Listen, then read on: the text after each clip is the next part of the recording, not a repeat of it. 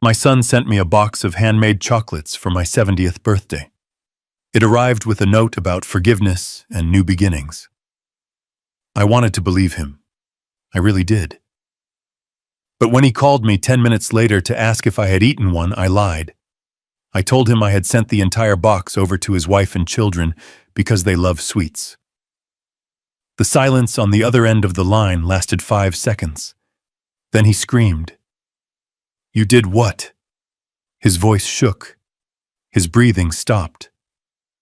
That was the moment I knew. My son had not sent me a gift. He had sent me an execution order. Before I continue this story, please write the name of your city in the comments. I want to know how far my warning travels. Like and subscribe if you believe family betrayal is the sharpest knife of all. My name is Harlan Ford. For 40 years, I served as the chief of toxicology for one of the largest pharmaceutical conglomerates in the United States. I spent my life analyzing the things people use to hurt one another. I can detect arsenic in a single strand of hair and identify cyanide by the faintest scent of almonds. But nothing in my career prepared me for the analysis I had to perform on my own 70th birthday. The day began in silence. My house in the suburbs of Chicago is too large for one man. It echoes with the memories of my late wife, Catherine, and the childhood laughter of a son who hasn't truly spoken to me in 5 years, at least not without asking for money. When the doorbell rang at 9 in the morning, I wasn't expecting anyone. The courier handed me a heavy velvet-wrapped package. There was no return address, just a card tucked under the ribbon. "Happy birthday, Dad. I know I haven't been the best son lately. I want to fix that. These are for you. Enjoy the dark ones. They are your favorite. Love, Jason." I sat at my kitchen table and stared at the box. It was exquisite. Artisan truffles, the kind that cost $5 a piece. Jason had been claiming poverty for months. He said he couldn't afford new tires for his car. He said he was behind on his mortgage. Yet here was a gift worth at least $200. My training kicked in before my heart did. In my world, discrepancies are dangerous. Why would a man drowning in debt buy luxury chocolates for a father he barely tolerates? I did not open the box. I placed it in the center of the table and waited. I knew he would call. A man who sends a trap needs to know if the trap has sprung. At 9:30, my phone rang. The caller ID showed Jason. I let it ring twice before answering. I needed my voice to sound old. I needed to sound like the frail, lonely retiree he thought I was. "Hello, Jason," I said. "Dad, happy birthday." His voice was tight. It was too high, too fast. It lacked the casual indifference he usually reserved for me. "Thank you, son." I received the package. "It was very generous of you. Did you open it? Did you try them?" The urgency in his tone was unmistakable. He wasn't asking if I liked the gift. He was asking if the mechanism of action had begun. I leaned back in my chair, staring at the unopened box. "They looked delicious, Jason. But you know the doctor told me to watch my sugar. I didn't want them to go to waste." There was a pause. I could hear him breathing on the other end, a sharp, shallow intake of air. "What do you mean, waste?" "Well, I called a courier service immediately. I sent the whole box over to Beatrice and the kids. You know how much little Leo and Mia love chocolate. They should have received them about 10 minutes ago. Beatrice texted me to say they were eating them right now." The silence that followed was absolute. It was the silence of a man watching his world disintegrate. Then the explosion came. "You did what?" "I gave them to your family, Jason. I thought it would be a nice surprise." No, you have to call them. Tell them to stop." "Why? They are just chocolates, aren't they?" Jason's voice cracked into a scream. It was a primal sound, stripped of all pretense. "They are bad. The batch is bad. I just saw a recall notice on the news. Dad, listen to me. Call Beatrice right now. Tell her not to let the kids touch them. Do not let them swallow a single bite. I held the phone away from my ear. His panic was genuine, but it was not the panic of a man worried about a stomach ache or a bacterial infection. It was the panic of a man who had intended to kill one person and accidentally targeted 3 others. He did not want to be a mass murderer. He only wanted to be an orphan with an inheritance. Calm down, Jason, I said, keeping my voice steady. I will call her. But you are overreacting.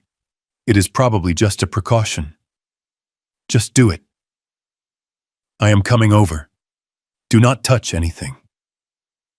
The line went dead. I placed the phone on the table.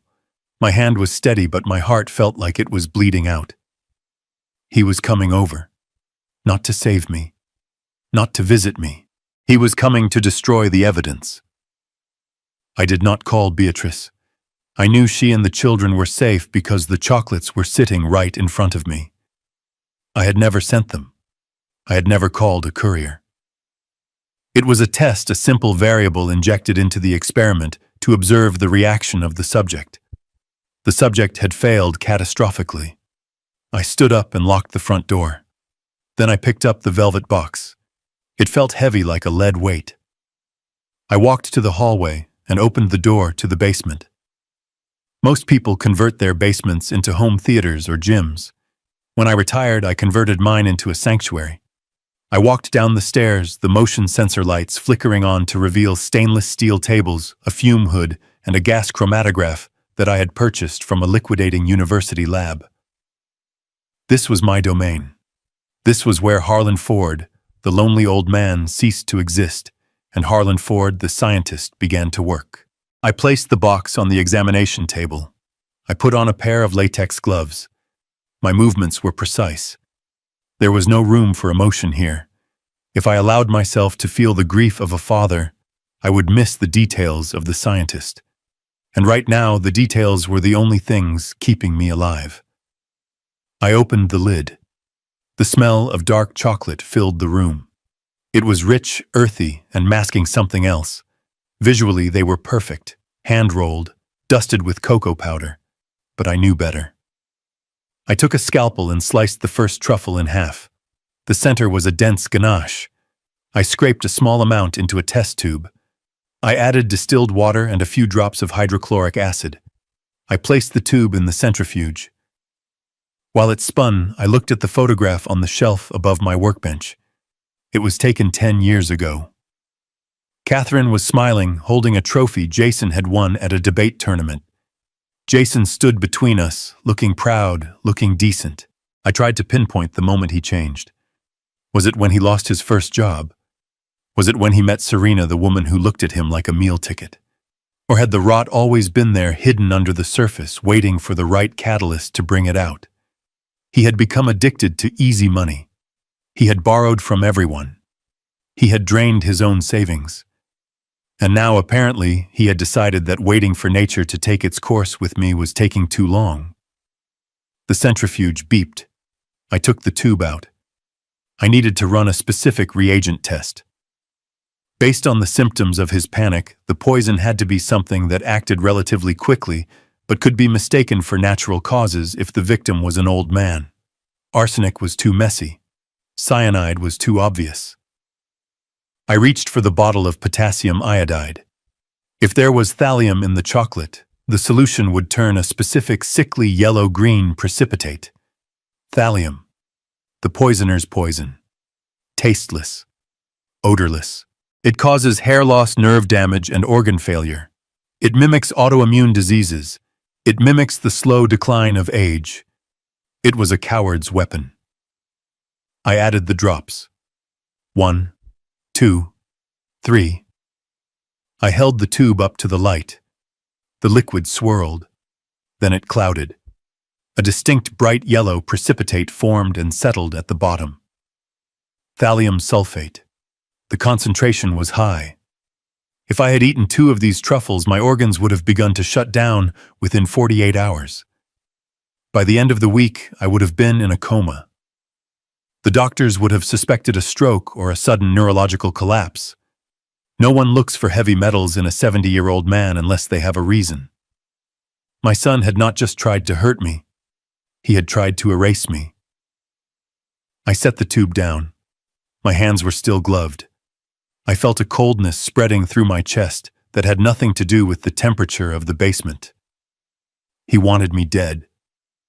The realization was not a sharp pain anymore. It was a dull, heavy fact. It was data. And like any data, it required a response. My phone buzzed in my pocket. It was Jason again. I peeled off the gloves and answered. "Dad, did you call her? Did you call Beatrice?" He was driving. I could hear the wind noise and the engine revving. He was speeding. He was desperate to get to the house, not to check on me, but to get that box. If he arrived and found the box still here, he would know I lied. He would know I suspected him. And a cornered animal is unpredictable. I need to maintain the illusion. I need to play the part of the confused, compliant father for just a little longer. "I called her Jason," I said. My voice trembled, feigning the anxiety he expected. She didn't answer. I left a voicemail. But then I remembered something. What? What did you remember? The box. I didn't give the driver the box. The car noise on the other end shifted. He must have slammed on the brakes or swerved. "What are you talking about? You said you sent it." "I am getting so forgetful lately, son. I packed it up. I addressed it. But I think I left it on the kitchen counter. I was looking for my glasses, and I must have forgotten to hand it to the driver. I am looking at it right now. It is still here." The relief in his voice was audible. It was disgusting. He let out a breath that sounded like a sob. "Oh, thank God. Thank God." "Dad, listen to me. Do not touch it. Do not open it. I am 5 minutes away. I will come and get it. I will return it to the store and get our money back." "You are a good boy, Jason," I said. "Always looking out for your old dad." "Yeah. Just wait for me. Do not eat anything." He hung up. I looked at the test tube with the yellow sediment. I looked at the beautiful box of chocolates that contained my death. He was coming to sanitize the crime scene.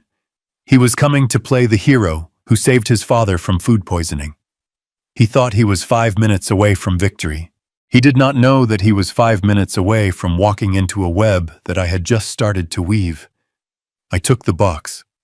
I carefully cleaned the scalpel and the table. I removed any trace of the analysis. I put the half-eaten truffle back into the wrapper and molded the chocolate to look like it had been bitten, not sliced. Then I went upstairs. I placed the box back on the kitchen table exactly where it had been. I unlocked the front door. I sat down in my armchair and turned on the television to a game show. I practiced my smile. It had to be the smile of a man who is grateful. It had to be the smile of a man who has no idea that the person walking through the door is a monster. But I did not just sit there. I pulled out my burner phone, a device I kept for consulting work. I still did occasionally under a pseudonym. I sent a text message to Mr. Blackwood. Blackwood is my attorney. He is also the only man on earth who knows the true extent of my assets. He knows that I am not just a pensioner with a paid-off house. He knows about the patents. He knows about the royalties from the anticoagulant drug that 3 million people take every day. He knows that my net worth is north of $15 million. The text was simple. Code Black. Jason, initiate full financial forensic sweep of my son.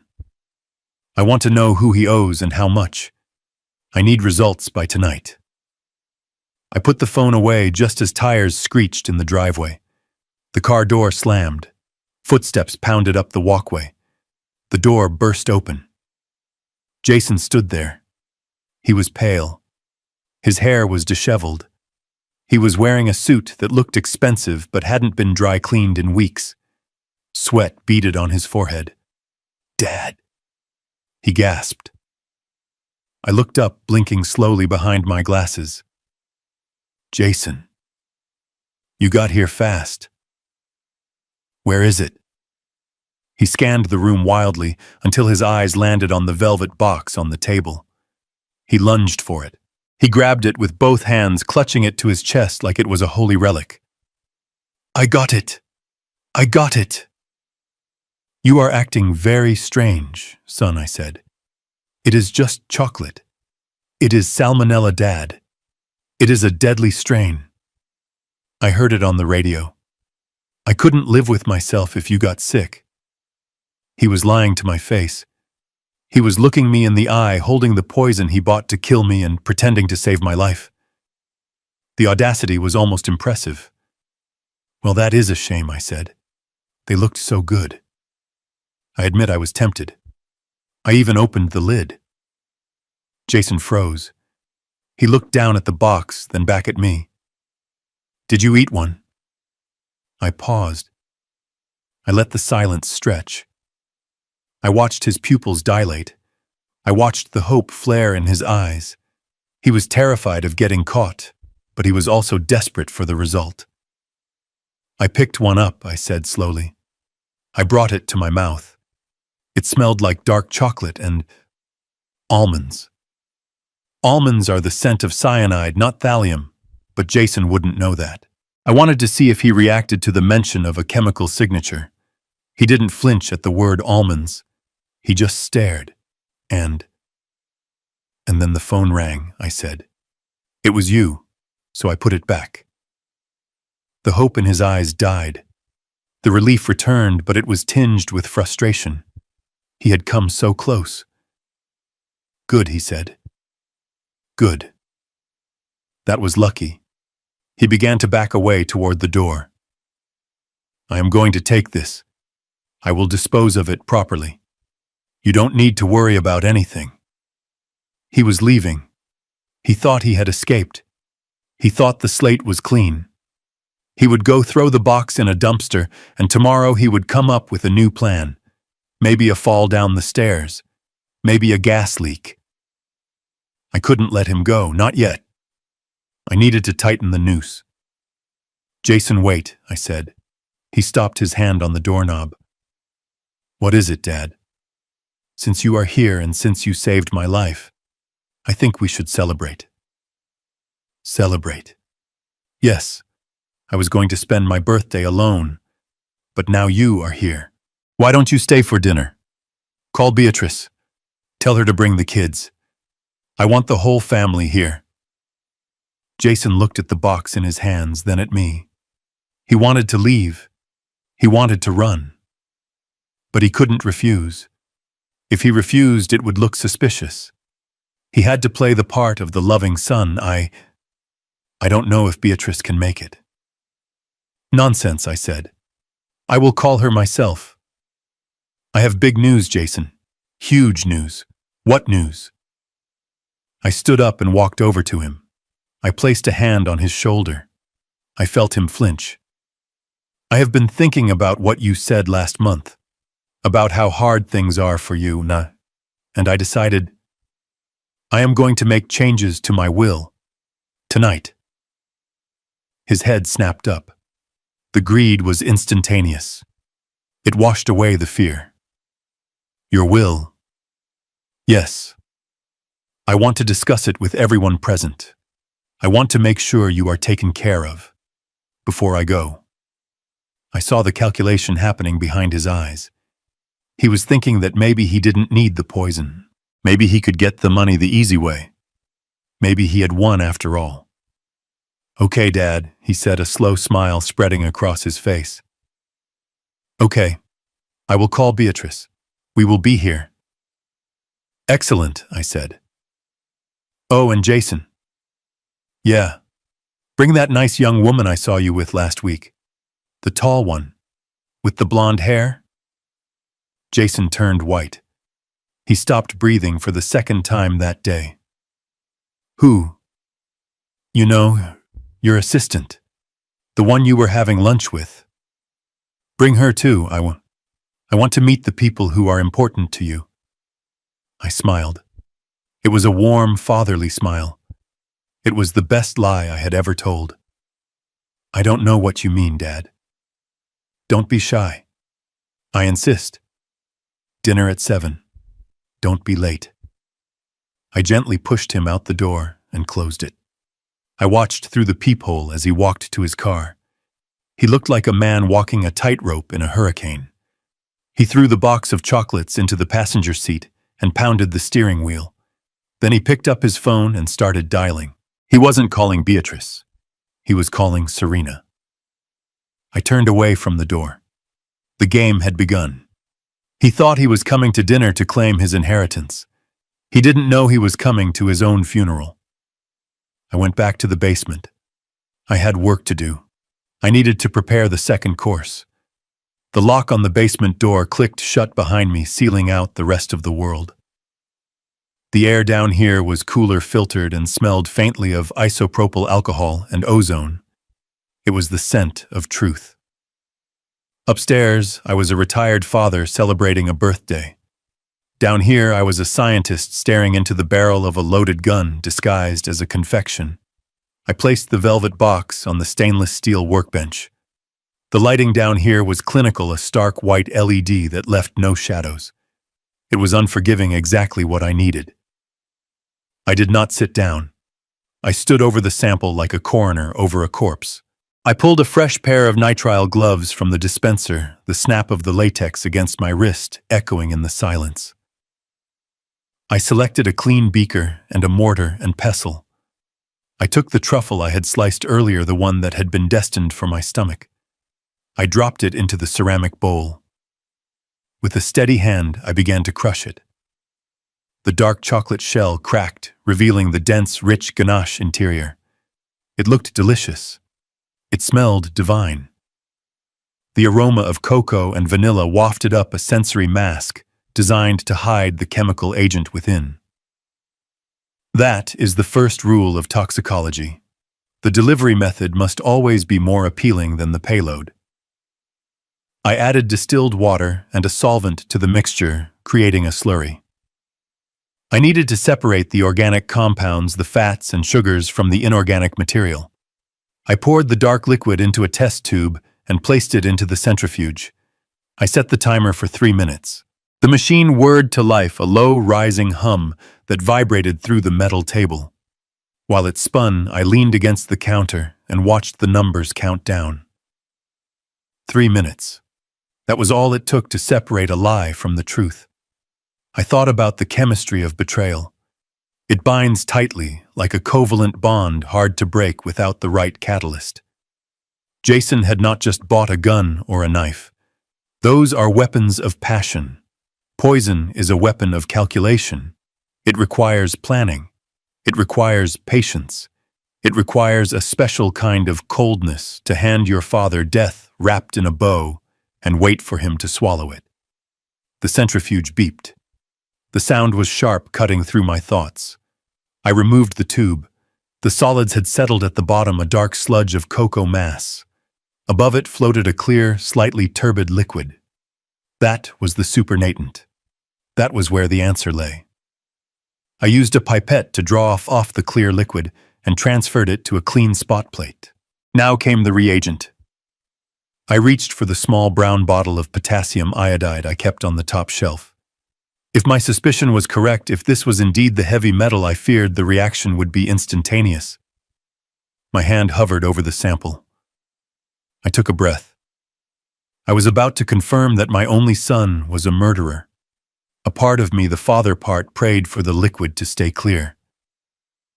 I prayed to be a paranoid old man who had misjudged a kind gesture. But the scientist in me knew better. The data points were all there. The panic, the sweat, the desperation. I squeezed the dropper. 1 drop, 2 drops. The reaction was violent and immediate. The clear liquid did not stay clear. It swirled, clouded, and then bloomed. A bright, sickly green precipitate formed instantly, settling heavily into the solution. Green. The specific, undeniable signature of thallium. I stared at the color. It was vibrant, almost neon under the harsh lab lights. It was the color of toxicity, the color of death. Thallium sulfate, the poisoner's poison. I set the pipette down on the sterile mat. My heart rate did not increase. Instead, a strange, icy calm washed over me. It was the clarity of the diagnosis. Thallium is a monster. It is odorless. It is tasteless. It dissolves invisibly in water or food. It is the perfect assassin because it hides behind the mask of natural causes. If I had eaten those chocolates, I would not have died immediately. That would have been too merciful. No, thallium takes its time. First, I would have felt a flu-like ache in my limbs, a tiredness in my bones. Then the burning would have started. A peripheral neuropathy, a fire running along the nerves of my hands and feet. I would have gone to the doctor. They would have run standard blood panels. They would have seen nothing. They would have diagnosed me with a viral infection or an autoimmune flare-up. Then my hair would have started to fall out. In clumps, on the pillow, in the shower. My vision would have blurred. My heart rate would have become irregular. My organs would have begun to shut down one by one as the heavy metal interfered with the potassium channels in my cells, essentially starving them of the energy to function. It would have taken weeks. Weeks of agony. Weeks of slow, terrifying decline. And through it all, Jason would have been there. He would have sat by my bedside holding my hand, looking concerned for the doctors playing the grieving son, while he waited for my heart to finally stop so he could cash the check. He did not just want me gone. He wanted me to suffer. Or perhaps he simply didn't care if I suffered as long as he didn't get caught. It was a cruelty so profound it took my breath away. I looked at the green sediment again. It was enough to kill a horse. The dosage in that single truffle was massive. He was impatient. He had overcompensated. An amateur mistake. A professional would have used small doses over months. Jason wanted the money now. I picked up the spot plate and walked it over to the sink, flushing it with copious amounts of water. Though the image of that green stain was burned into my retinas forever. This was not a cry for help. This was not a mistake. This was a premeditated tactical strike on my life. My son had looked at me, at the man who taught him to ride a bike, the man who paid for his college, the man who held him when his mother died, and he had seen nothing but an obstacle. He had seen a walking bank account that needed to be liquidated. I took off my glasses and rubbed the bridge of my nose. The grief I expected to feel was absent. It had been cauterized by the sheer heat of the betrayal. In its place was a cold, hard resolve. I was no longer his father. I was his target, and he had missed. I cleaned the workspace meticulously. Every pipette, every beaker was washed, dried, and returned to its place. I left no trace of the experiment. To the untrained eye, this basement was just a storage room for old equipment. I walked back to the desk and picked up the burner phone. The screen glowed in the dim light. I had the confirmation. Now I needed the leverage. I needed to know exactly why he was so desperate that murder seemed like a viable financial strategy. It was time to initiate the next phase. I was done analyzing the poison. Now it was time to analyze the poisoner. I turned off the lab lights, plunging the room back into darkness, and headed for the stairs. The man who walked up those steps was not the same man who had walked down them. That man had died the moment the liquid turned green. The man ascending the stairs was something else entirely. He was the consequence. I stood at the top of the basement stairs, the heavy door clicking shut behind me. My heart was beating with a slow, rhythmic thud entirely at odds with the adrenaline that should have been flooding my system. I checked the time on the microwave clock. It had been exactly 12 minutes since our last conversation. The timing was impeccable. A man waiting for news of a death does not have the patience to wait an hour. He needs updates. He needs to know if the curtain has fallen. The phone in my pocket began to vibrate against my leg. It was a persistent, angry buzz. I pulled it out. Jason. Calling for the second time. I took a deep breath, not to calm myself, but to adjust my pitch. I needed to strip away the cold, hard edge of the toxicologist and put back on the mask of the doting, slightly confused father. I cleared my throat and slid my thumb across the screen. "Hello, Jason," I said. "Dad. Did you call her? Did you get a hold of Beatrice?" He was panting. I could hear the rush of wind in the background and the hum of tires on asphalt. He was driving, and he was driving fast. The desperation in his voice was palpable, a physical weight traveling through the cellular network. He wasn't just asking a question. He was begging for an alibi. I walked over to the kitchen window and looked out at the empty driveway. The suburban street was quiet. A neighbor was walking a golden retriever. It was a picture of normalcy that felt completely alien to the conversation I was having. I decided to twist the knife. I decided to introduce a new variable into his equation, one that would force a reaction so volatile he wouldn't be able to hide it. "I didn't need to call her son," I said, infusing my voice with a cheerful lightness that felt obscene given what I knew. I was just about to dial her number when my phone chimed. It was a text from Beatrice. The silence on the other end was absolute. It was a vacuum.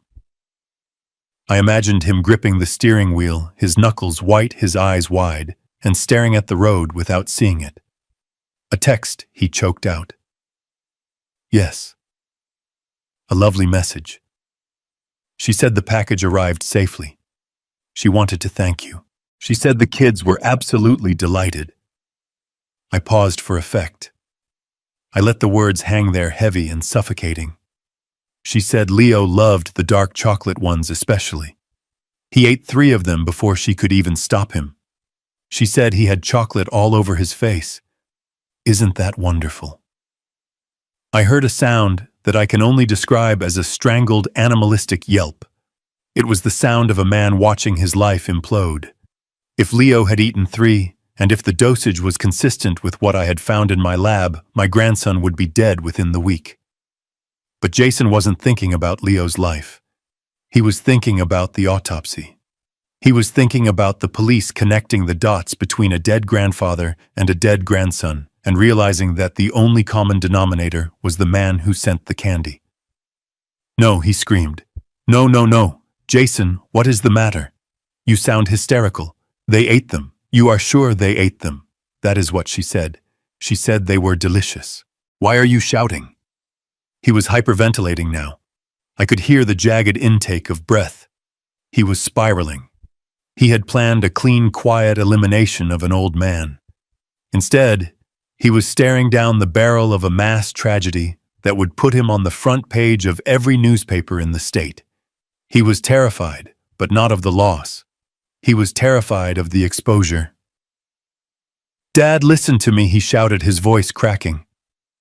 "Listen to me very carefully. You have to tell them to stop. You have to tell them to go to the emergency room. Right now. The emergency room.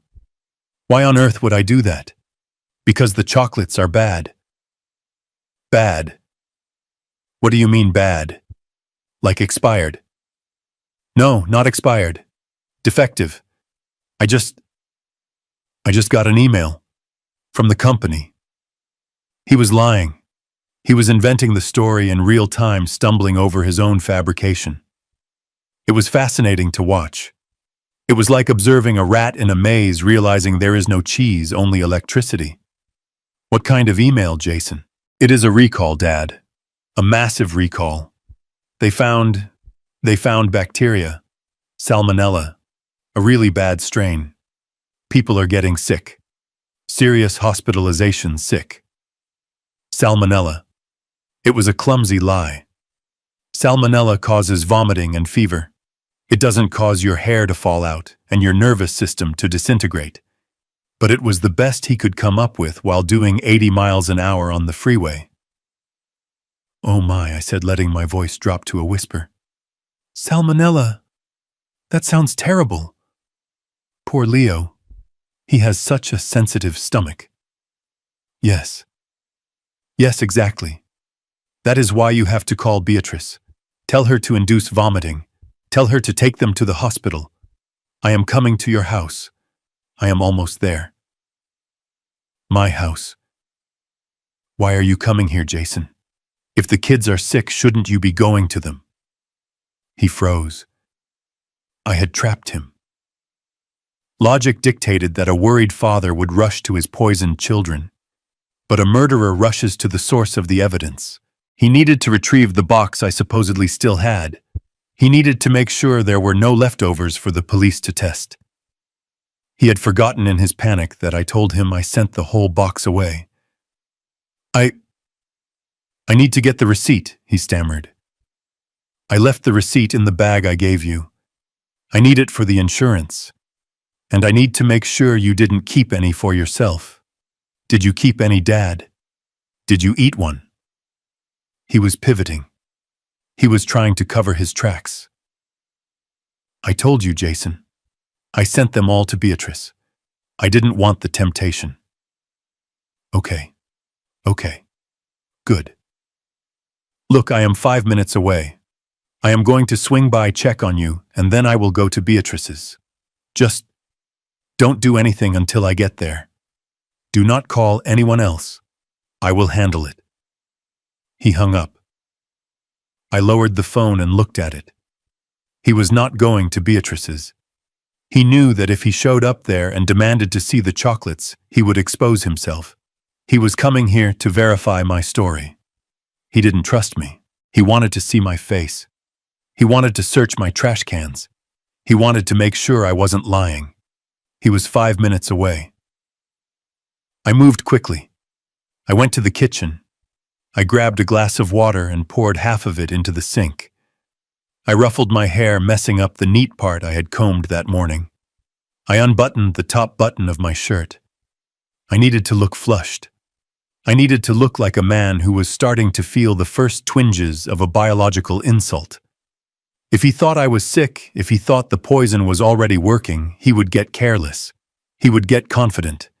And a confident enemy is the easiest one to destroy. I sat down in the armchair facing the door. I placed my hands on my knees to stop them from trembling, not from fear, but from a cold, simmering rage. He had tried to kill me. And when he thought he had killed his own children, his first instinct wasn't to save them, but to construct a cover story. The sound of a car engine roaring up the street shattered the quiet. Tires screeched in the driveway. A car door slammed with the force of a gunshot. The performance was about to begin. I closed my eyes for a second, summoning the image of the green precipitate in the test tube. That color was my anchor. That color was my justification. I heard the key turn in the lock. He still had a key. I had never changed the locks because I never thought I would need to keep my own son out. The door flew open. Jason stood there, framed by the afternoon light. He looked wild. His eyes were darting around the room, scanning surfaces, looking for the velvet box that shouldn't be there. "Dad," he gasped, stepping into the house. I looked up at him, and I let my face sag. I put a hand to my stomach. "Jason," I said, weaky. I think I might have made a mistake." His eyes snapped to mine. The panic in them was instantly replaced by a predatory focus. "What mistake? I told you I sent them all." "But I found one in my pocket. I must have saved it for later." I watched him. I watched him process this. "Did you eat it?" I nodded slowly. "About 20 minutes ago. It tasted a bit metallic." I saw it then. The flash of relief, the relaxation of his shoulders. He wasn't worried about salmonella. He was relieved that the poison was in the right body. He was relieved that his problem was solving itself. "Oh," he said, his voice dropping an octave, becoming smoother. "Oh, Dad, that's not good." He closed the door behind him and locked it. He wasn't here to help me. He was here to watch. I placed the burner phone on the counter and immediately picked up my landline. My hands moved with the muscle memory of a man who has spent a lifetime adhering to strict protocols. I had approximately 4 minutes before Jason arrived. That was enough time to secure the perimeter of my lie. I dialed Beatrice's number. She answered on the second ring, her voice a melodic contrast to the jagged panic I had just endured with her husband. "Happy birthday, Dad," she said. "I was just about to call you. The kids are making you a card. It has a lot of glitter. I hope you don't mind finding sparkles on your carpet for the next 6 months." Her warmth was a physical blow. Beatrice was a good woman. She worked 2 jobs to support my son's delusions of grandeur. She raised my grandchildren with a kindness that Jason did not deserve, and certainly did not inherit. "Thank you, my dear," I said, infusing my tone with the gentle frailty of a grandfather. "I look forward to it. But listen, I need to ask you something. Has Jason called you in the last 10 minutes? "No," she said, her tone shifting slightly, picking up on a frequency of concern. "I haven't heard from him since this morning. He said he had a big meeting. Is everything okay? Is he with you?" "He is on his way," I said. "But Beatrice, I need you to do me a favor. It is very important." "Of course. Anything." "I told Jason that I sent a package over to your house. A box of chocolates he gave me. I told him the courier delivered it an hour ago." There was a pause. The confusion was evident even through the silence. "But we didn't get a package, Dad. We have been here all morning." "I know," I said. "I lied to him." "You lied." "Why?" "Because I wanted to see what he would do." I did not explain further. I could not tell her that her husband was a murderer. Not yet. The truth would destroy her world, and I needed to control the demolition so that she and the children were not crushed by the falling debris. "Listen to me carefully, Beatrice. If he calls you or if he shows up asking about chocolates, you must tell him you haven't seen them. Tell him no package arrived. Do not tell him I called. Do not tell him we spoke. Just say you know nothing. Can you do that for me?" "Dad, you are scaring me. What is going on?" "I promise I will explain everything tonight. Just trust me. It is a surprise. A game. But I need you to play along. If he asks, you never received anything." "Okay," she said slowly, the reluctance heavy in her voice. "Okay, Dad.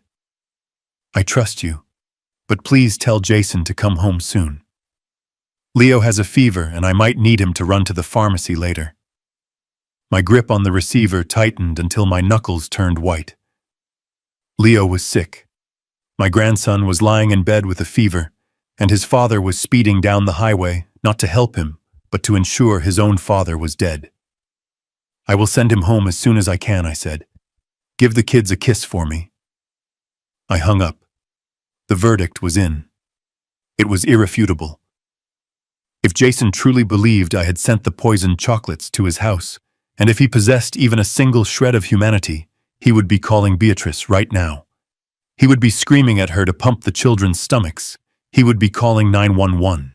He would be tearing the earth apart to save them. But he hadn't called. He hadn't sent a text. He knew I was lying. Or rather, he was terrified that I might be telling the truth, but his self-preservation instinct was stronger than his paternal one. He was coming to me first. He wanted to check the primary target. He wanted to secure the crime scene. If I was dead, he could deal with the collateral damage later. If I was alive, he needed to finish the job or remove the evidence. He was willing to gamble with his children's lives to protect his inheritance. I looked at the phone. That brief conversation with Beatrice had severed the last thread of attachment I had to my son. The man driving toward my house was not family. He was a biological anomaly. He was a pathogen. I stood up and walked to the mirror in the hallway. I adjusted my collar. I practiced the look of a man who is beginning to feel unwell. I needed to look vulnerable. I needed to look like prey. The contrast between Beatrice's innocence and Jason's malice was the final catalyst. She was baking cakes and worrying about fevers. He was distilling heavy metals and drafting eulogies. She deserved the world. He deserved a cell. I would give them both exactly what they deserved.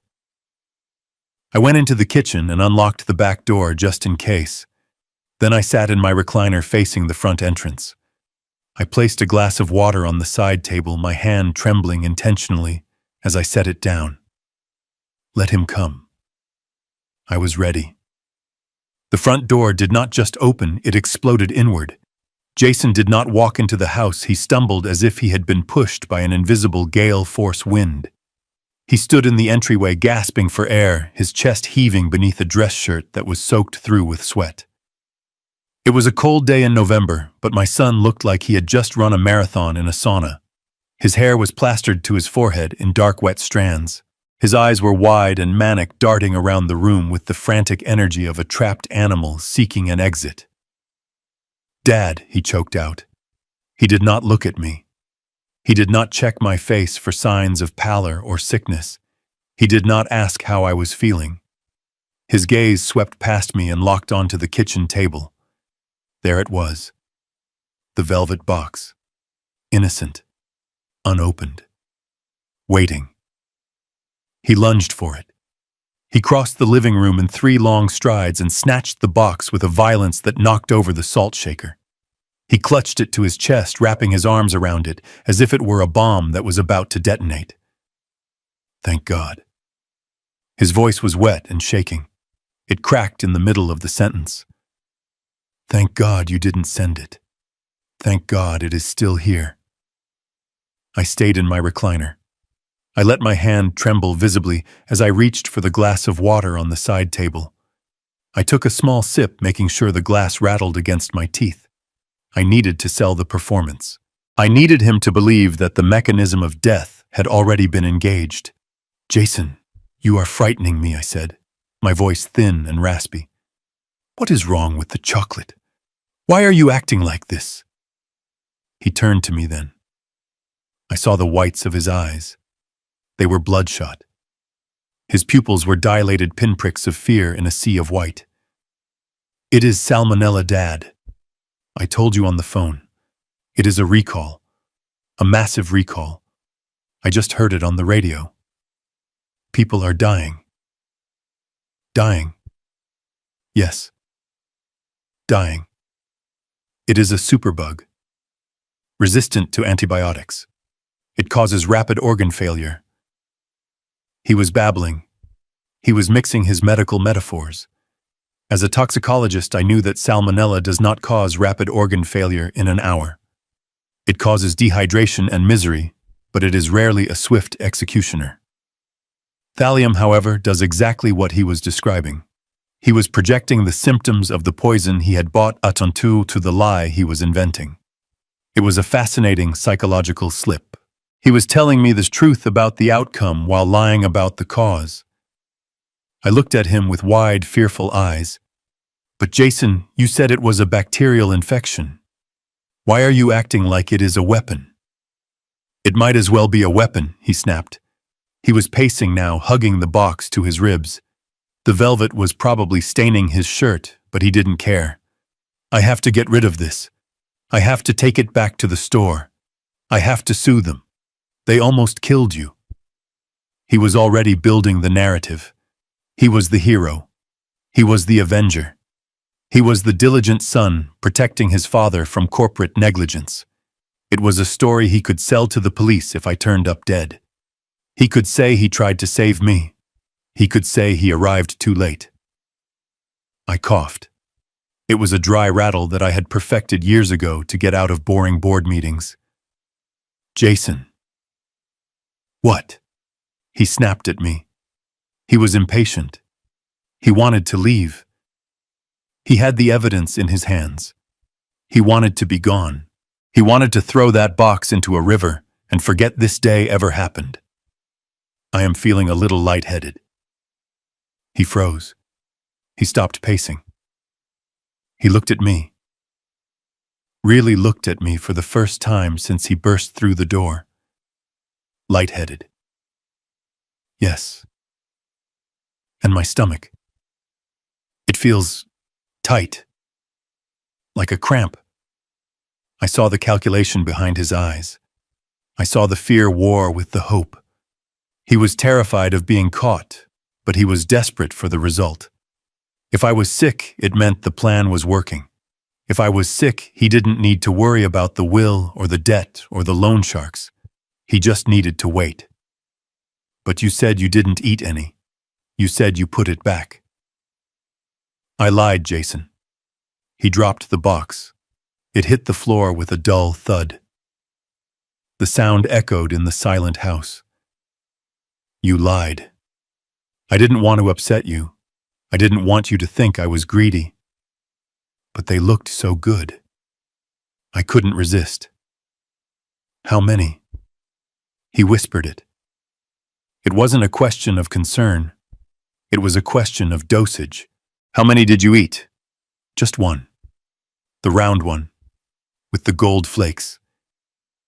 I watched his face crumble. The round one. That was the one I had tested. That was the one loaded with enough thallium sulfate to kill a linebacker. He knew it.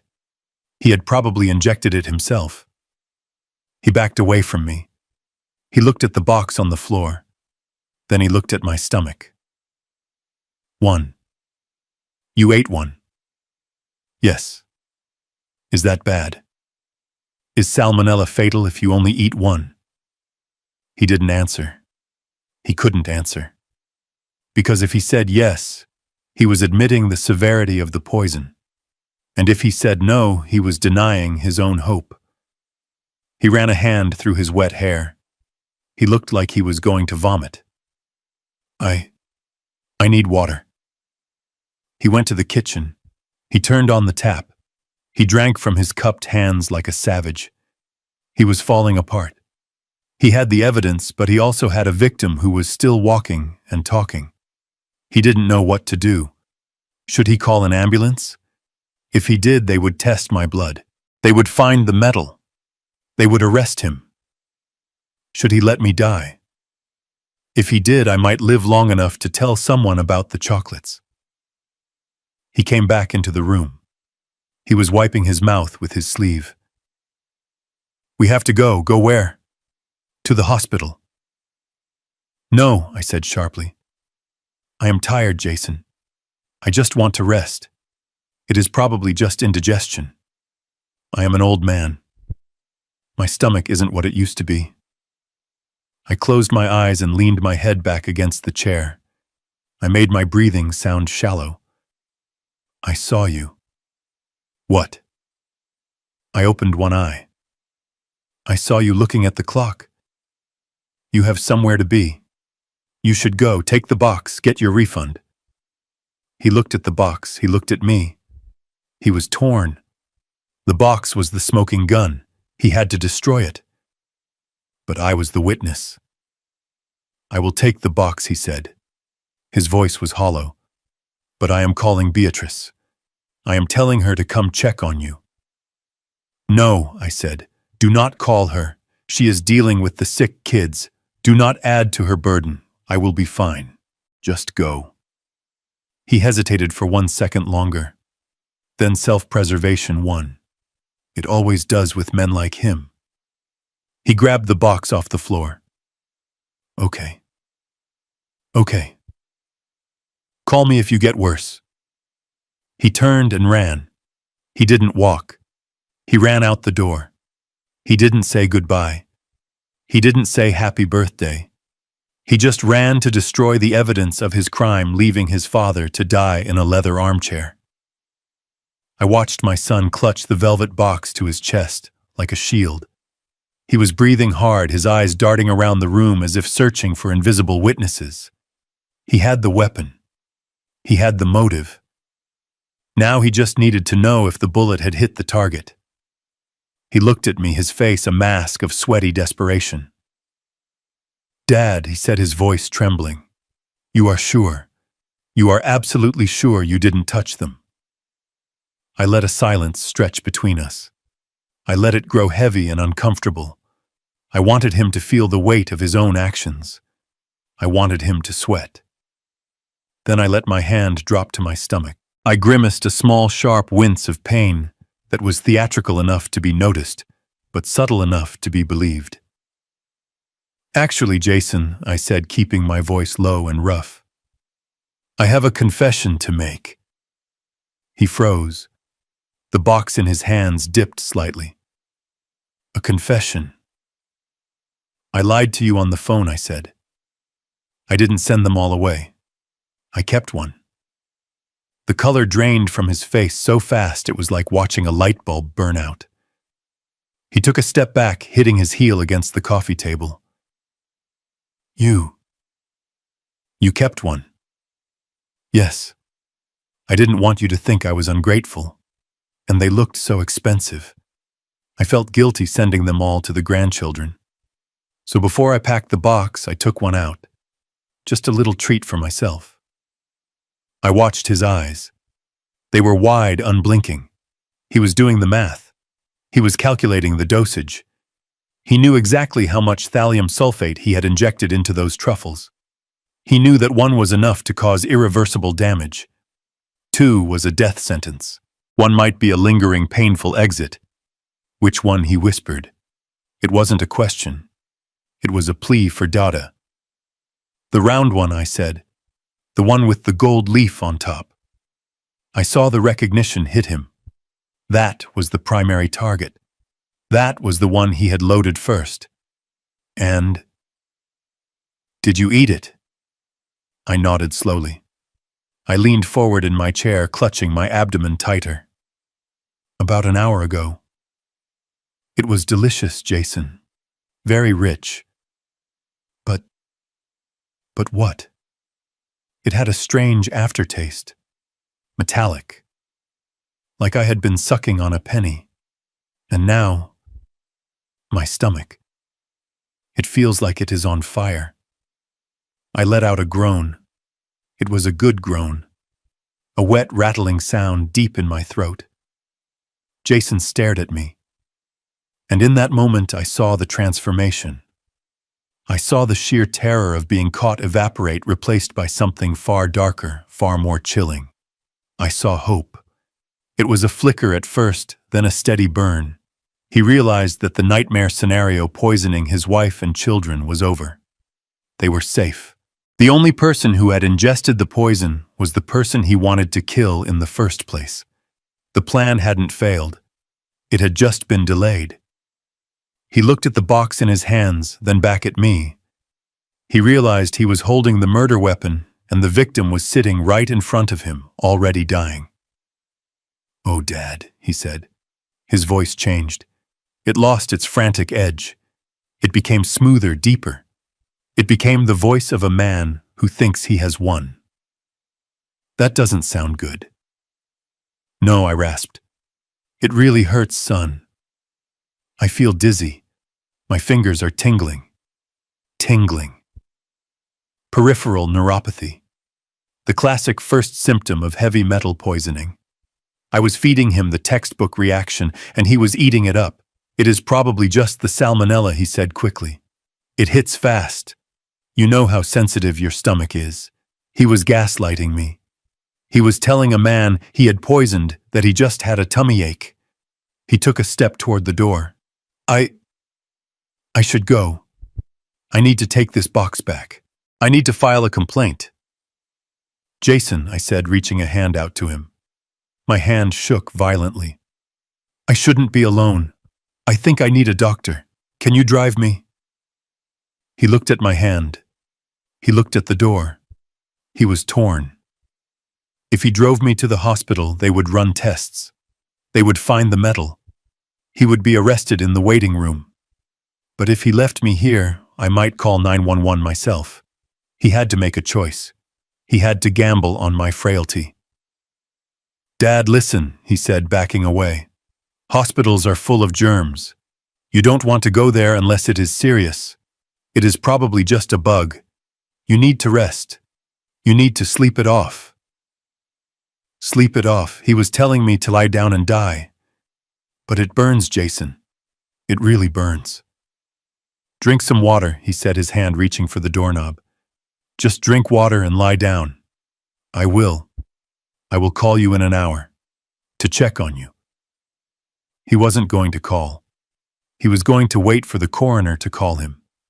He opened the door. The cold air rushed in. Go lie down, Dad, he commanded. Do it for me. He stepped out. He didn't look back. He didn't say goodbye.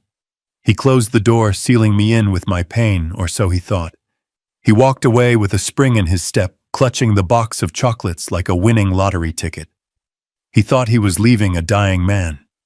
He didn't know he was leaving the only witness to his crime. I watched through the peephole as Jason scrambled down the walkway. He didn't look back at the house where his father was supposedly dying. He threw the velvet box onto the passenger seat of his sedan with a force that would have crushed the delicate truffles inside. He didn't care about the chocolate anymore. He only cared that the weapon was back in his possession. He reversed out of the driveway without checking for traffic, his tires squealing against the pavement, leaving a streak of black rubber as a parting gift. I waited until his taillights disappeared around the corner. I counted to 10. 1, 2, 3. I let the silence of the house settle back around me. Then I stood up. The trembling in my hands stopped instantly. The stoop in my shoulders vanished. I straightened my spine, feeling the vertebrae click into place. I was not a sick old man. I was a man who had spent 40 years staring down chemical structures that could liquefy a human lung. I walked to the kitchen sink and poured the rest of the water down the drain. I washed the glass, dried it, and put it back in the cupboard. Order. Discipline. Control. I went to my study. It was a small room lined with books on toxicology, forensic pathology, and corporate law. I moved the heavy oak desk slightly to the left and pulled up the corner of the rug. Beneath it was a floor safe. I spun the dial left, then right, then left. The tumblers clicked with a satisfying weight. Inside, next to the deeds and the hard drives, was a black satellite phone. I only used it for one purpose. I dialed a number that wasn't saved in my contacts because I had memorized it 2 decades ago. It rang once. Blackwood, a voice answered. Crisp, professional, no pleasantries. It is Harlan, I said. Initiate the shadow clause. There was a pause on the other end, a pause of recognition, a pause of gravity. Are you sure, Harlan? Once we start this, the audit is invasive. It will trigger alerts. I am sure. My son just left my house. He attempted to administer a lethal dose of thallium sulfate. He believes he succeeded. Thallium. That is ambitious. And messy. He is an amateur, I said coldly. But he is desperate. I need to know why. I need a full financial forensic sweep of Jason Ford. I want to know every debt, every loan, every credit card transaction in the last 24 hours. I want to know who he owes and how much time he has left. I can have the preliminary report in 4 hours, Blackwood said. The deep dive will take 12. Do it. And Blackwood, yes. Put a tail on him. I need to know where he goes tonight. I have a feeling he isn't going home to his wife. Consider it done. I hung up the phone and placed it back in the safe. The shadow clause was a protocol I had established years ago, a nuclear option designed for the day I feared might come. It gave Blackwood authorization to bypass standard privacy protocols and utilize our network of private investigators and forensic accountants to tear apart a subject's life.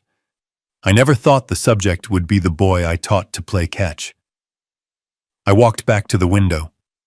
The sun was beginning to set, casting long shadows across the lawn. The game had changed. Jason thought he was playing against time, waiting for a poison to do its work. He didn't know he was playing against me, and I had just set the board on fire. I went to the basement door and unlocked it. I had a long night ahead of me. I needed to prepare for the results. I needed to be ready to see the true face of my son, stripped of all lies, laid bare in a spreadsheet of debts and sins. Midnight arrived not with the tolling of a bell, but with the silent blue pulse of the satellite phone on my mahogany desk. The house was submerged in darkness save for the singular lamp, illuminating the leather surface where I had spent the last 4 hours waiting. I had poured myself a glass of aged scotch, but I hadn't taken a sip. Alcohol dulls the senses, and tonight I needed the precision of a scalpel. I picked up the phone. There was a single encrypted email from Blackwood.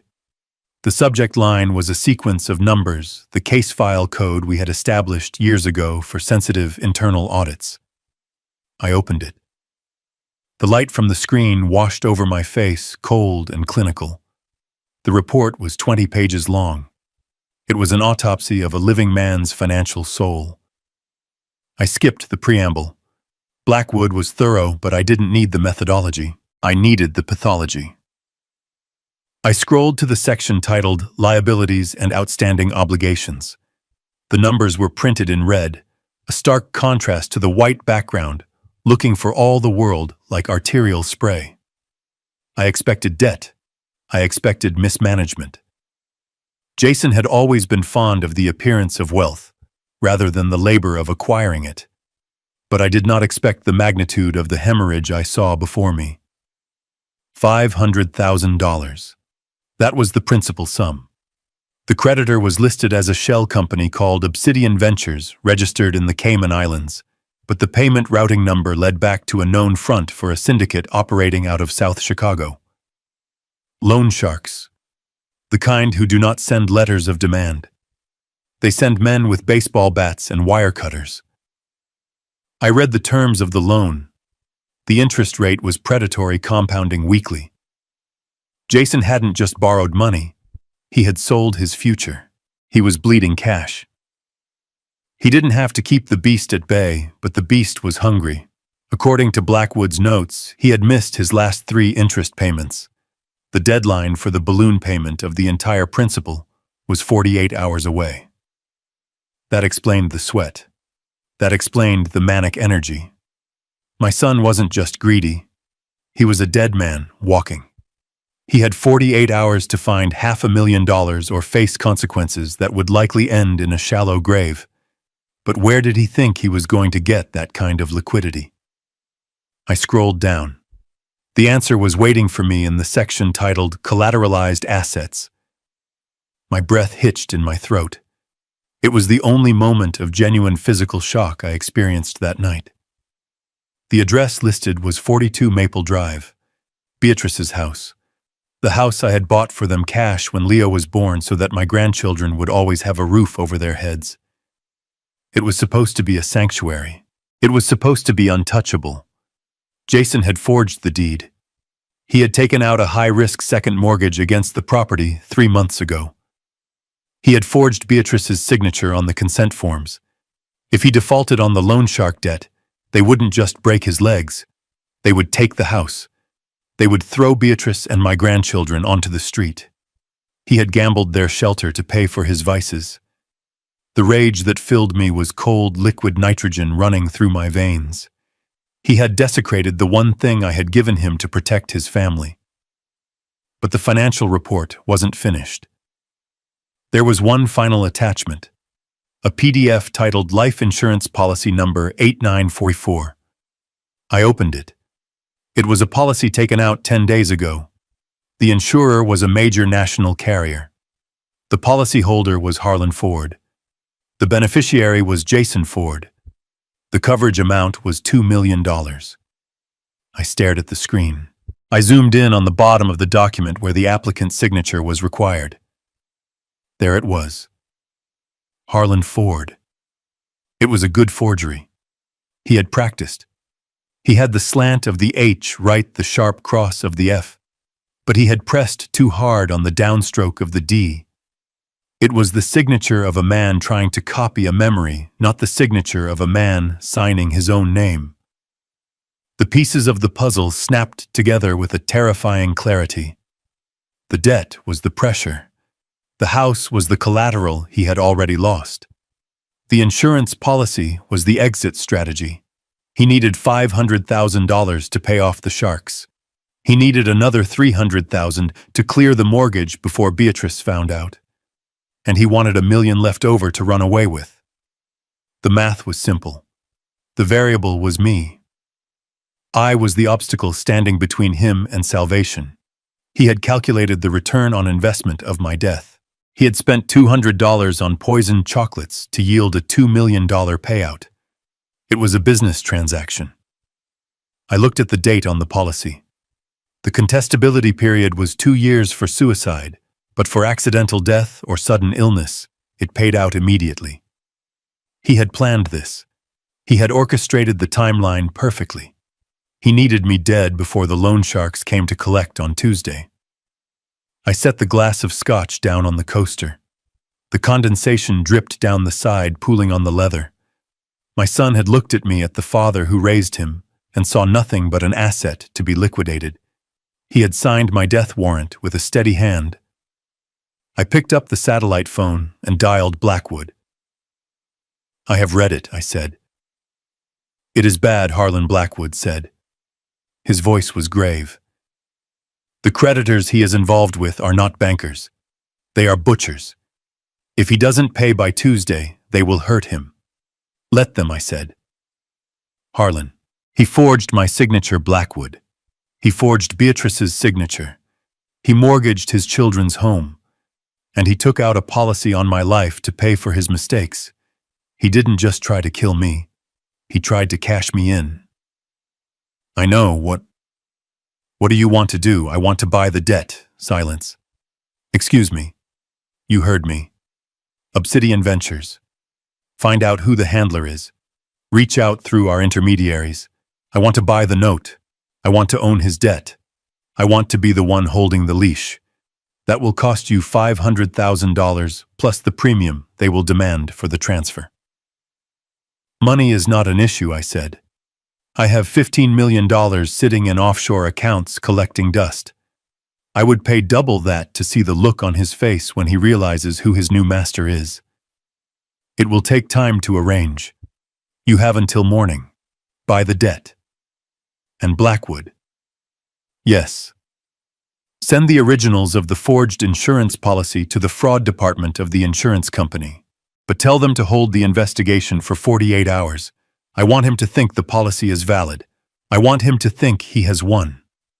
"Understood." I hung up. I leaned back in the chair and looked at the ceiling. The shadows in the room seemed to lengthen, stretching out like the bars of a cage. Jason was trapped. He was trapped by the sharks, trapped by the lies, and now trapped by me. He thought he was racing against a biological clock, waiting for the thallium to stop my heart. He didn't know that I had just stopped his. I had cut the financial oxygen supply. I closed the laptop. The screen went black. I did not sleep. I sat in the dark, sipping my scotch, and waited for the dawn. I had a busy day ahead of me. I had to play the role of the dying man one last time, and then I had to introduce my son to the reality of his inheritance. I sat in the darkness of my study, the glow of the laptop screen illuminating the dust motes dancing in the air. I stared at the figure in red ink. $500,000. It was a staggering sum for a man who couldn't hold down a job. It was a life-ending amount for a gambler. But for me, it was a rounding error. Jason had always underestimated me. It was the fatal flaw in his character. He looked at my worn cardigans, my 10-year-old sedan, and my modest suburban home, and he saw mediocrity. He saw a man who had played it safe, who had punched a clock for 40 years and retired with a pension that barely covered the heating bill. He saw what I wanted him to see. He saw the camouflage.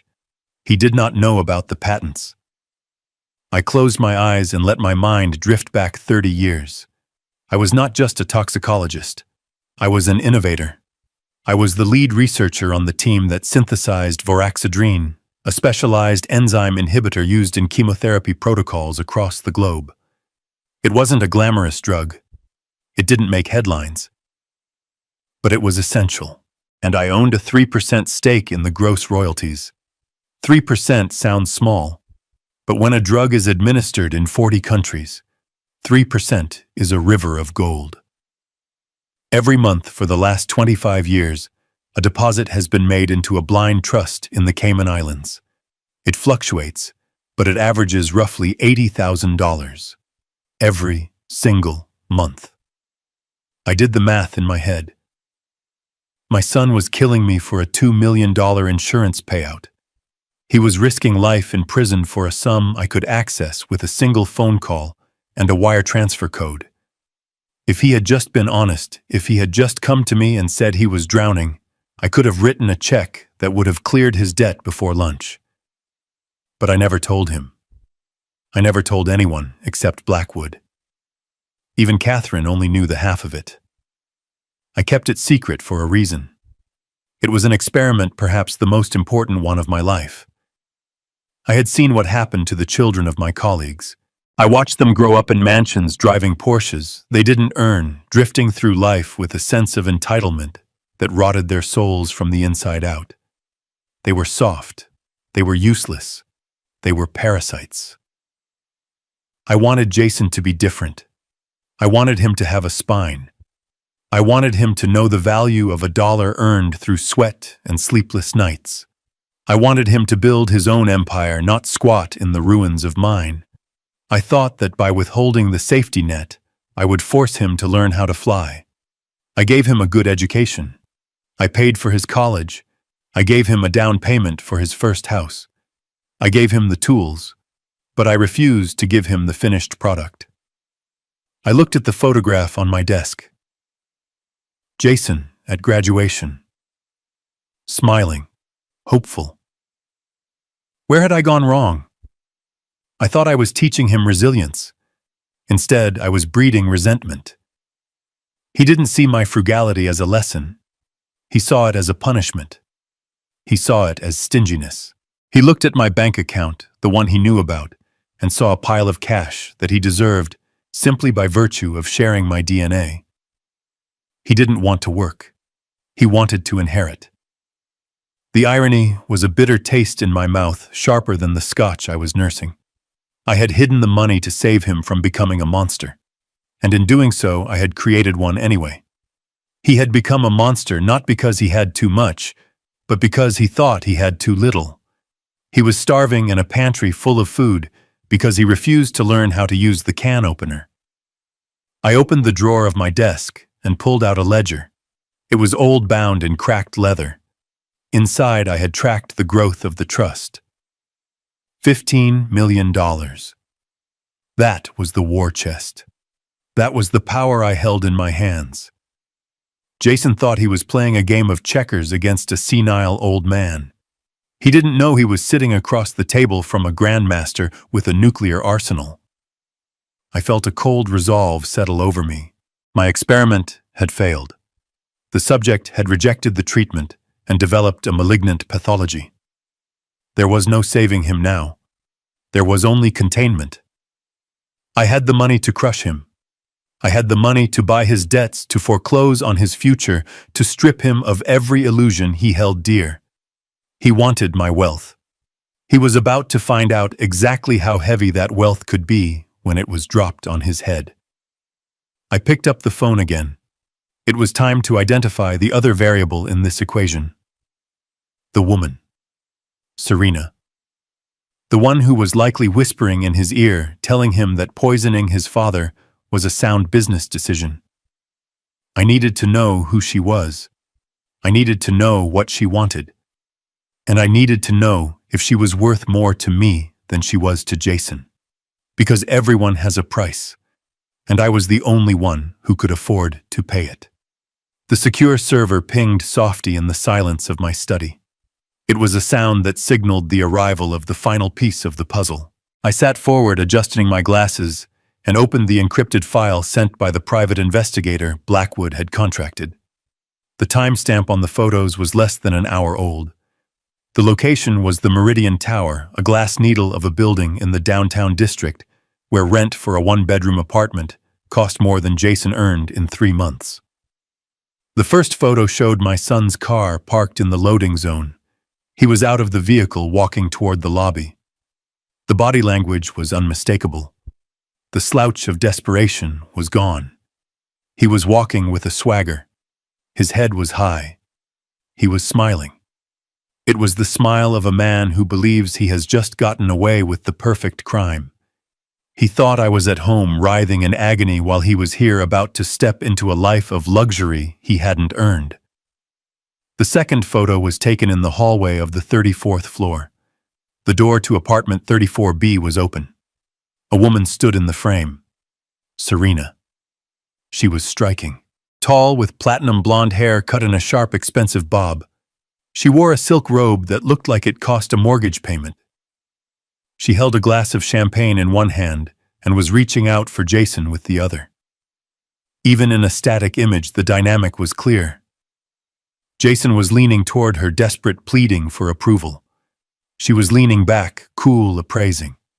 She wasn't looking at him with love. She was looking at him like a gambler looks at a winning ticket. But it was the third photo that made the air leave my lungs.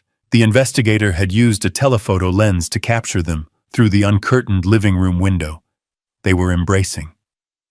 Serena's head was thrown back, laughing. And there, resting against her throat, caught in the glare of the apartment's chandelier, was a necklace. A double strand of Akoya pearls with a vintage rose-shaped diamond clasp. I stopped breathing.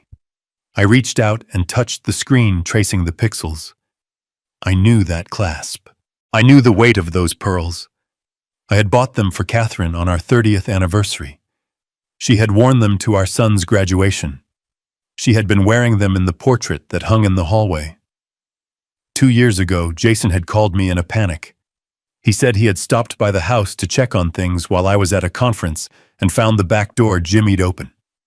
He said the jewelry box was gone. He filed the police report himself. He sat at my kitchen table and cried, telling me how sorry he felt that Mom's things were stolen. I had comforted him. I had told him they were just things, that his safety was what mattered. He hadn't just stolen money. He had stolen his mother's memory. He had taken the most precious artifact of my marriage and draped it around the neck of the woman who was helping him murder me.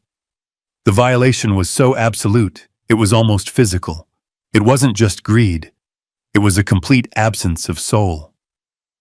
I stared at Serena. I analyzed her. She was the variable I hadn't accounted for until now. Jason was weak. He was lazy. He was a follower. He didn't have the intellectual capacity to execute a thallium poisoning without guidance. He wouldn't know the dosage.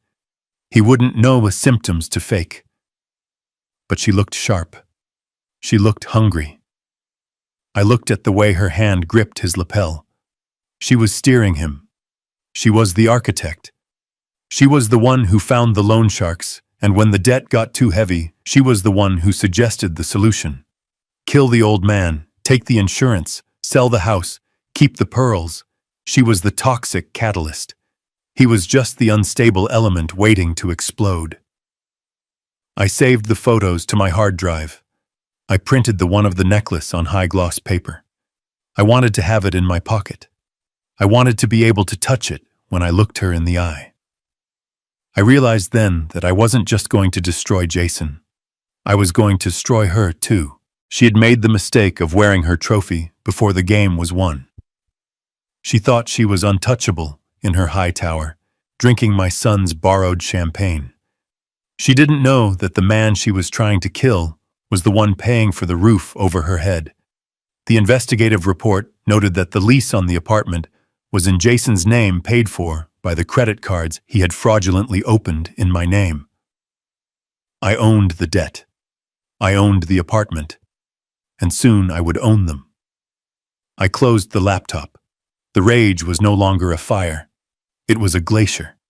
Massive, unstoppable, cold. I checked the time. It was 3:00 a.m. In 14 hours they would be sitting at my dining room table. They would be expecting a dying man to sign over his fortune. I needed to get some sleep. I needed to be fresh. I had a performance to give, and I wanted to make sure I was wide awake when I watched their world fall apart. The sun rose over the suburbs with a cheerful indifference that felt like a personal insult. I had not slept. I had spent the hours between midnight and dawn constructing the final act of a tragedy that would leave my son destitute. I showered, but I did not shave. I needed the stubble. I needed the gray shadows on my jaw to match the hollowness I was about to project. I skipped breakfast. Hunger makes the hands shake and the temper short, both useful traits for a man supposedly dying of heavy metal poisoning. At 9 o'clock, I sat in my armchair, the leather cold against my back. I placed a glass of water next to me, half empty, looking stagnant. I practiced my breathing. Shallow, ragged. I visualized the thallium ions attacking my potassium channels the way the textbooks described it. I needed to embody the science. I picked up the phone and dialed Jason. It rang 4 times.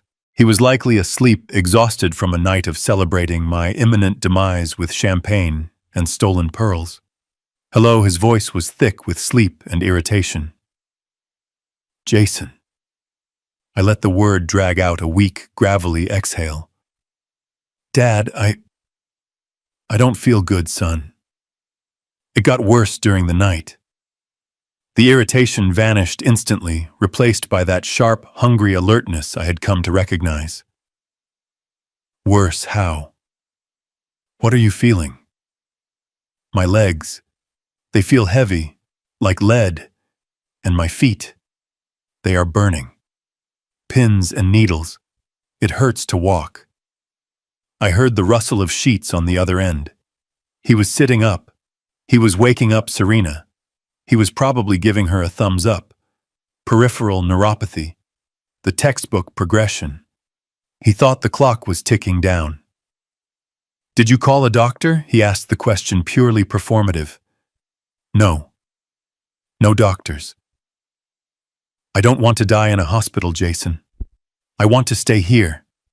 In my chair. Dad, don't talk like that. You aren't going to die. I am, Jason. I know I am. I can feel it. The machine is breaking down. I let out a cough, a wet hacking sound that tore at my throat. Listen to me, son. There isn't much time. I have been thinking all night. About the money. About the house. Yes, I haven't updated my will in 10 years. It is a mess. It leaves everything to charities that don't even exist anymore. If I go now, the state will take a chunk. It will be tied up in probate for months. I heard him inhale sharply. Probate. The word was kryptonite to a man who owed $500,000 by Tuesday. He couldn't wait months. He couldn't even wait weeks. We can fix that, Dad. We can fix it. I need to do it today, Jason, right now. I need to sign everything over to you. I want you to have it all. The house, the accounts. Everything. I want to make sure you are safe. I choked back a sob that was entirely manufactured. Okay, Dad. Okay, I can come over. I can help you write it. No, it has to be legal. It has to be binding. My handwriting. I can barely hold a pen. I need someone to type it. Someone to witness it. I paused, letting him scramble for a solution. Do you still have that assistant? The smart girl. The one who helped you with your taxes. I was feeding him the line and he swallowed it whole. Serena. Yes. Is she a notary? Can she draft a legal document? She. Yes. She has paralegal training. She can do it. Bring her, Jason. Bring her over. And bring Beatrice. I want everyone here. I want to say goodbye properly. Beatrice. Do we really need Beatrice? Yes. She is family. I want her to witness it. I want there to be no doubts. I could hear the hesitation. Bringing his wife and his mistress into the same room was a risk. But the reward was $15 million. Greed always wins over caution. Okay. I will get them. We will be there in an hour. Hurry, son. I feel very tired. I hung up the phone. The trap was set. He was bringing the wolf right into the sheepfold, thinking he was the shepherd. He didn't know that I was the one holding the gate open. I stood up, my legs strong and steady. I went to the kitchen and opened the cabinet. I took out a small vial of ipecac syrup. An old trick, but effective. A tiny dose would induce a sheen of sweat and a pallor that no makeup could replicate. I took a drop on my tongue. The bitterness was grounding. I went back to my chair and waited. I looked at the empty space on the wall where Catherine's portrait used to hang before I moved it to the safe room. They were coming. The son who wanted me dead, the woman who wore my wife's stolen jewels, and the wife who was too good for any of us. I closed my eyes. The stage was set. The actors were taking their places, and I was about to deliver the performance of a lifetime. Beatrice arrived first. She came through the door with Leo and Mia trailing behind her like ducklings. She looked tired. Her hair was pulled back in a messy bun, and there were dark circles under her eyes that spoke of sleepless nights and unpaid bills. She hugged me gently, smelling of laundry detergent and baby powder. "Dad," she whispered against my ear. "I didn't tell Jason anything, but please tell me what is going on. You look terrible." I squeezed her hand. My skin was clammy from the ipecac syrup I had ingested an hour earlier. The nausea was real, a rolling wave in my gut that made the act of standing difficult. "I will explain soon," I promised. "Just trust me, and keep the kids away from the dining table until I say so." Then Jason arrived. He walked in with the confidence of a man who believes he has already won the lottery. And trailing behind him, clutching a leather portfolio like a shield, was Serena. She was even more striking in person than in the surveillance photos. She wore a charcoal gray suit that was cut too sharp for a simple legal assistant. Her heels clicked against my hardwood floors with a military cadence. She didn't look at the family photos on the wall. She looked at the furniture. She looked at the silver candlesticks. She was appraising the inventory. "Mom Hod," Jason said, his voice booming with false cheer. "This is Serena. She is a notary public and a paralegal. She is going to help us with the paperwork tonight." Serena extended a hand. Her nails were painted a deep blood red. "Mr. Ford," she said, "it is a pleasure. Jason has told me so much about you." I took her hand. It was cold. I let my grip tremble. I let my arm shake so violently that she had to step forward to support my weight. "Thank you for coming, my dear," I rasped. "I apologize for the imposition. I don't have much time." She exchanged a glance with Jason. It was a micro-expression, a fleeting tightening of the lips that screamed victory. They thought I was fading fast. We moved to the dining room. I had ordered food from a local Italian place, but the platters sat untouched in the center of the table. The air in the room was thick, suffocating. It smelled of oregano and betrayal. I sat at the head of the table. Jason sat to my right, Serena next to him. Beatrice sat on my left, closest to the kitchen, ready to serve, ready to help. Leo and Mia were playing quietly in the living room, oblivious to the fact that their father had tried to turn them into collateral damage. I looked around the table. This was it. The Last Supper. I picked up my spoon. I reached for the bowl of soup in front of me. I needed to sell the neurological decline. Thallium attacks the peripheral nervous system first. Loss of motor control. Tremors. I lifted the spoon. I let it hover halfway to my mouth. Then I started to shake. It started in my fingers, a rhythmic twitching that rattled the silverware against the china. I watched Jason. He was staring at my hand, mesmerized. He wasn't eating. He was watching the poison work. He was watching his inheritance manifest in the tremors of my wrist. "Dad," Beatrice said, her voice laced with panic. "Dad, let me help you." She started to rise from her chair. "Sit down, Beatrice," Jason snapped. He didn't look at her. He kept his eyes on me. He wants to do it himself. Don't baby him. I let the spoon slip. It clattered loudly into the bowl, splashing broth onto the tablecloth. I let out a gasp of frustration, dropping my hand to the table as if it were a dead weight. I can't, I whispered. I can't feel my fingers. It is like they are asleep. Serena leaned forward. She pulled a pen from her portfolio. Maybe we should get the signatures done now, Mr. Ford, before you get too tired. She was efficient. I had to give her that. She didn't care about the soup. She cared about the ink. Yes, I said. Yes. You are right. I don't think I can last through dinner. Beatrice looked from Jason to Serena, her confusion morphing into suspicion. What signatures? She asked. What is going on here, Jason? Why is there a notary here? Dad is sick. We should be calling an ambulance, not signing papers. Jason turned to her. His face was flushed. He looked like a man trying to hold back a tidal wave with a paper cup. Dad wants to get his affairs in order, B. He is being practical. He wants to make sure we are taken care of. Taken care of?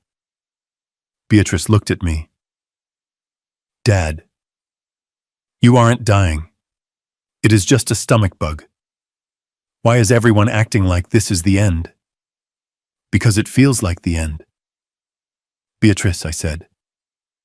I looked at her with sad, tired eyes. I felt a pang of guilt for using her fear, but it was necessary. The nausea from the ipecac surged. I grabbed a napkin and pressed it to my mouth, dry, heaving. It was a visceral, ugly sound. Jason jumped back, revulsion plain on his face. Serena merely opened the document on the table, smoothing the paper with a flat hand. Just sign here, Mr. Ford, she said softly. And then you can rest. I looked at the document. It was a power of attorney and a transfer of deed. It gave Jason everything. It left Beatrice with nothing. I reached for the pen. My hand shook so hard I dropped it twice. Jason picked it up and pressed it into my palm, his fingers warm and sweaty against my cold skin. You can do it, Dad, he urged. Just sign your name. I brought the pen to the paper. I hesitated. I looked up at Jason. I am scared, son, I said. It hurts. I know, Dad. I know. Just sign it. It will be over soon. He was right. It would be over soon. But not in the way he thought. I dropped the pen again. I slumped back in my chair, letting my head loll to the side. I need a moment. I groaned. I feel faint. Water, Serena barked. Get him water! Beatrice rushed to the kitchen. Jason stayed put, his eyes glued to the unsigned paper. He was so close. He could taste it. I watched him through half-closed eyes. I saw the greed. I saw the impatience. I saw the utter lack of love. And then I prepared to drop the bomb. Beatrice returned with a glass of water, her hands trembling slightly as she held it to my lips. I took a sip, letting the cool liquid soothe the raw burn in my throat caused by the ipecac. I coughed a wet, rattling sound that made Jason flinch. He was still holding the pen, hovering over the document, like a vulture waiting for the carcass to stop moving. I am feeling better, I lied, pushing the glass away. The fog is lifting. Jason exhaled a sharp hiss of relief. Good. That is good, Dad. Now let's just get this done so you can go lie down. He tried to press the pen back into my hand. I looked at it. It was a cheap ballpoint gnawed at the end, a fitting instrument for a cheap betrayal. I didn't take it. Instead, I placed my hands flat on the table. I stopped the shaking. I sat up straighter, letting the slump in my spine vanish. No, I said. The word hung in the air, heavy and absolute. Jason blinked. What? I said no. I am not signing this. Serena stiffened. Her eyes, which had been scanning the room with bored avarice, snapped to my face. "Mr. Ford," she said, her voice tight, "we really should complete the process while you are lucid. It is for your own peace of mind." I looked at her. I looked at the diamond necklace resting against her throat, my wife's necklace. The anger I had been banking down flared hot and bright, but I kept my voice icy. "Peace of mind," I repeated. "You are right. I have been doing a lot of thinking in the last hour. About legacy. About what we leave behind." I turned to Jason. He looked like a man watching a lifeboat drift away without him. "I have decided that I cannot sign this transfer, Jason. It would be immoral." Immoral. "Dad, what are you talking about? It is standard. It is just keeping it in the family." "Is it?" I looked at Beatrice. She was watching me with wide, fearful eyes, holding her children's hands in the doorway. "I have realized that I have been selfish," I said. "I have hoarded my resources. I have lived a small life. I want my death to mean something more. I want to make a statement." I paused. I let them lean in. "I am changing the terms," I announced. "I am leaving this house, and nothing else to Beatrice and the grandchildren. They need a roof over their heads." Jason's mouth opened, but no sound came out. And the rest I continued, my voice gaining strength. "The savings, the retirement accounts, the insurance policies. I am instructing my lawyer to liquidate everything, every penny. I am donating the entire estate to the National Toxicological Research Fund." The silence that followed was not the silence of peace. It was the silence of a vacuum before an explosion. You are donating it," Jason whispered. "Yes, all of it. It is a noble cause, don't you think? Advancing the science of poisons, helping to detect invisible killers." Serena stood up so fast her chair scraped violently against the floorboards. Her composure cracked. The mask of the professional paralegal slipped, revealing the desperate, clawing greed underneath. "You can't do that," she shrieked. Her voice was shrill, piercing. "You can't just give it away. That is insane. You are clearly not in your right mind." I looked at her calmly. "And why does that concern you, my dear? You are just the notary, aren't you? A neutral third party. Why do you care where the money goes?" She froze, realizing her mistake. Her face flushed a mottled red. She looked at Jason, her eyes wide with panic. I knew what she was thinking. She was thinking about the loan sharks. She was thinking about the debt that was due on Tuesday. If I donated the money, Jason got nothing. If Jason got nothing, he couldn't pay. And if he couldn't pay, they were both dead. "Jason, do something," she hissed. Jason looked at me. He looked like he was going to be sick. The sweat on his forehead was real now. "Dad, you can't. You can't do this to me. I am your son. I am your only son. So you owe me. You have to take care of me." "I owe you nothing," I said softly. "I gave you life. I gave you an education. I gave you a start. If you squandered it, that is not my debt to pay."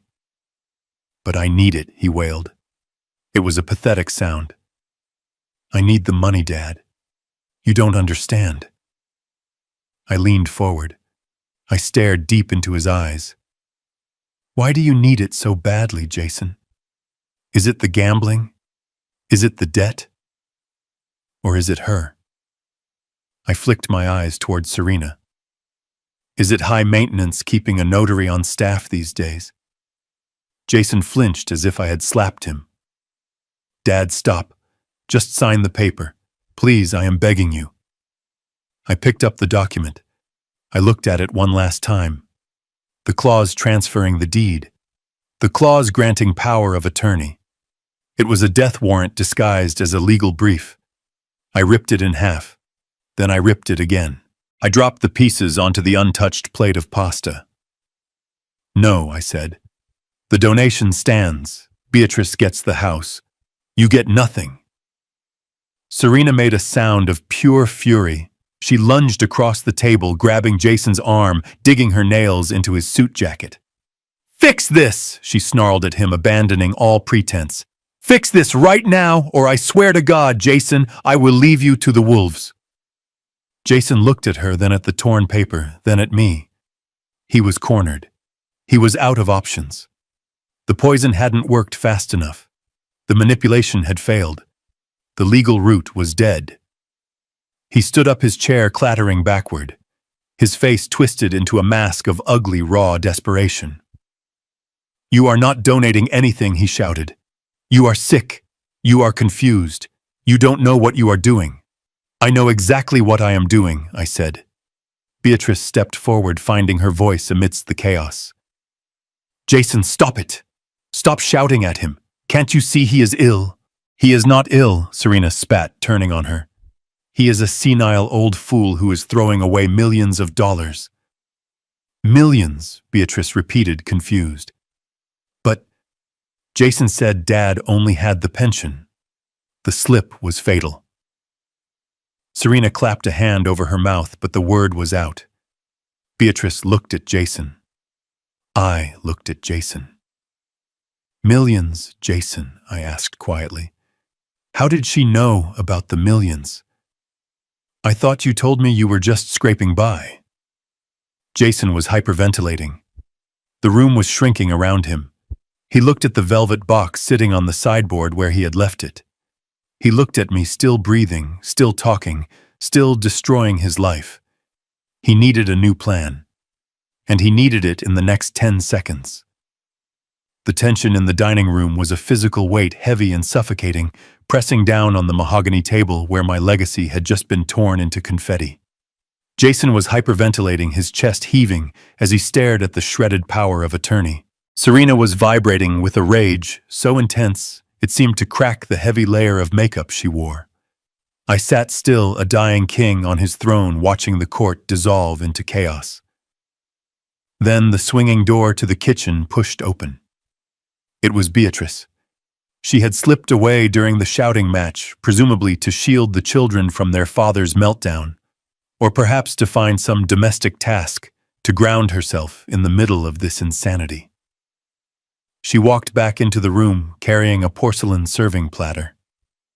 The sound of her footsteps was the only noise in the room. She moved with a hesitant grace, her eyes darting between Jason's flushed face and my calm one. She was trying to be the peacemaker.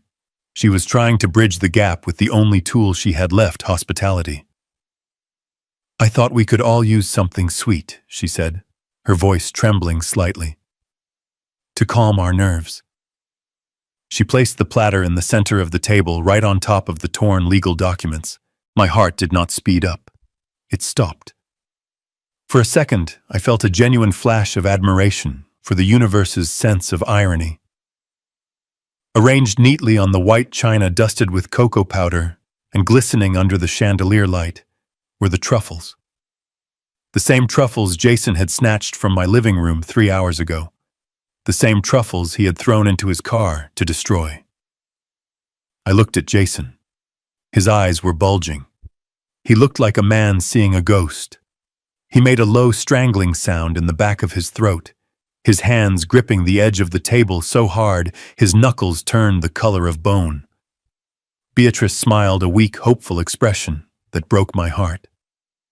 "I went out to your car to get the kids' tablets, Jason," she explained, oblivious to the fact that she had just placed a biological weapon on the dinner table. "I saw the box on the passenger seat. You told Dad they were recalled, but I looked them up on my phone in the kitchen. There is no recall on this brand. I checked the FDA website." She laughed nervously, looking at me. "I think Jason was just trying to save them for himself, Dad. You know how much he loves dark chocolate. But I thought since it's your birthday, we shouldn't be stingy." She reached out and nudged the platter toward Serena. "Please help yourself. They are artisan, very expensive." The scene was frozen in a horrific tableau. Beatrice, the innocent catalyst, offering death on a plate. Serena, the mastermind, staring at the chocolates, so with a mix of confusion and greed, unaware that the pearls around her neck were not the only stolen things in the room. 너무 감사하다고 좀 전해달라고 하더라고요. 그러니까 음식도 그렇고 또 이제 밥도 잘 안 먹고 맨날 막 걷고 또 걷고 막 그러니까 이게 운동도 못하고 제대로. 그래서 거의 한 4.8kg. 그래서 단백질 바를 좀 갖다 주셨어요, 아빠가 집에서. 건강보다는 방송이 우선이야. 그래서 이제 좀 있으면은 짱이랑 또 마트 가서 장 보는 컨텐츠 할 거거든요. 그래서 그때 저도 마트에서 좀 단백질 보충제 이런 거 좀 사려고 생각 중이에요. 팔면은 많이 드세요. 알겠습니다.